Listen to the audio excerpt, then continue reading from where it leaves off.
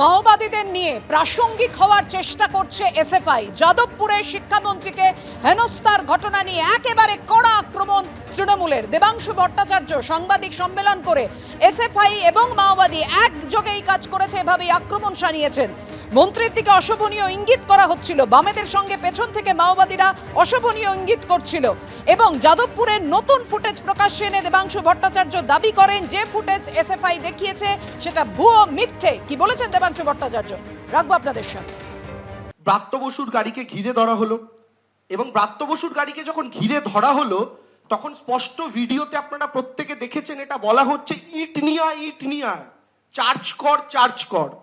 এবং এটার পর আপনারা প্রত্যেকে দেখেছেন ইট দিয়ে ব্রাত্য বসুর গাড়ির কাঁচ ভাঙা হয় এবং স্বাভাবিকভাবেই আপনি আমি যে কেউ যদি গাড়ির ফ্রন্ট সিটে বসে আছি আর আমার সামনের কাঁচটা ভেঙে এত বড় গর্ত হয়ে গেছে, আমি জানি এরপরে যারা ইট নিয়ে আসছে আমার মাথাটা ফাটাবে, আমি কি সেখানে বসে অপেক্ষা করব? অনেকে প্রশাসনের কথা বলছেন, পুলিশ কি যাদবপুর ইউনিভার্সিটির ভেতরে ঢুকবে? আর যাদবপুর ইউনিভার্সিটির ভেতরে পুলিশ ঢোকানি 2014 সালে একটা হোক কলরবের মতো আন্দোলন দাঁড়িয়ে গিয়েছিল, সেই ইতিহাস আমরা প্রত্যেকে জানি। আবার যারা পুলিশের কথা বলছেন, এখানে তো পুলিশের কোনো রোল নেই এবং এখানেই ব্রাত্য বসু অভিভাবক সুলভ আচরণ করেছেন। তিনি কিন্তু পুলিশ ডাকেননি। প্রাণের সংশয় হতে পারে এবং হচ্ছে জানার পরেও এতগুলো তৃণমূল পন্থী অধ্যাপক সংগঠনের সদস্যদের, অধ্যাপকরা এখানে রয়েছেন, তাদের প্রাণ সংশয় জানার পরও তারা কেউ, ইনক্লুডিং ব্রাত্য বসু, তারা কেউ কিন্তু পুলিশ ডাকেননি।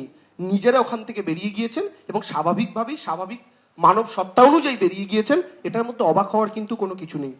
দেবাংশু ভট্টাচার্য আজ সাংবাদিকদের মুখোমুখি হয়েছিলেন এবং তিনি যেমনটা বললেন যে মাওবাদীদের নিয়ে প্রাসঙ্গিক হওয়ার চেষ্টা এসএফআই এর।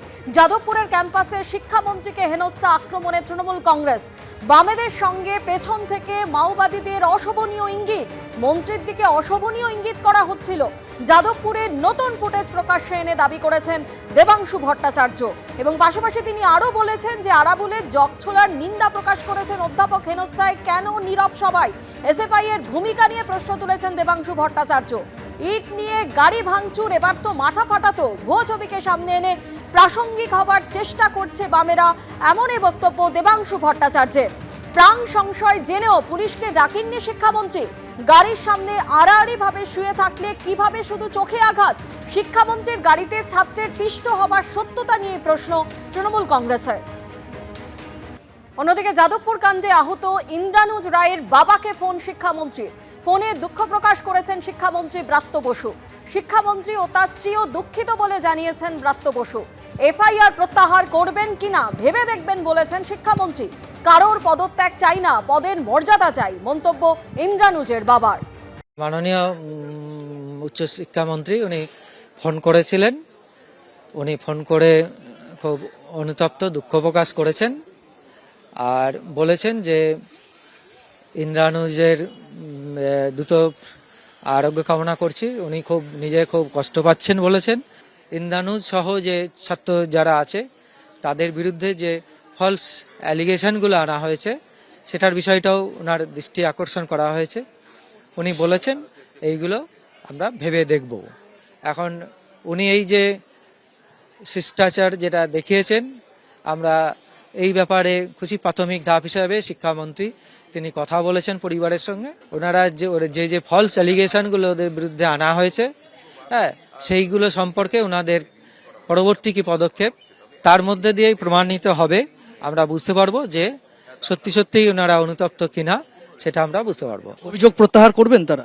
না, উনি বলেছেন এগুলো আমরা ভেবে দেখব বলেছেন। আমরা চাই, আমি তো প্রথম দিন থেকেই বলেছি যে আমরা কারো পদত্যাগ চাই না, আমরা চাই প্রত্যেকের পদ থাকুক, বরং প্রত্যেকে আমাদের যার যা পদ আছে আমরা পদ ও মর্যাদাটাকে যাতে মাথায় রেখে, আমাদের প্রত্যেক পদের যে মর্যাদা আছে সেইটাকে যাতে আমরা রক্ষা করতে পারি, সেইভাবে আমরা যাতে পদক্ষেপ করি।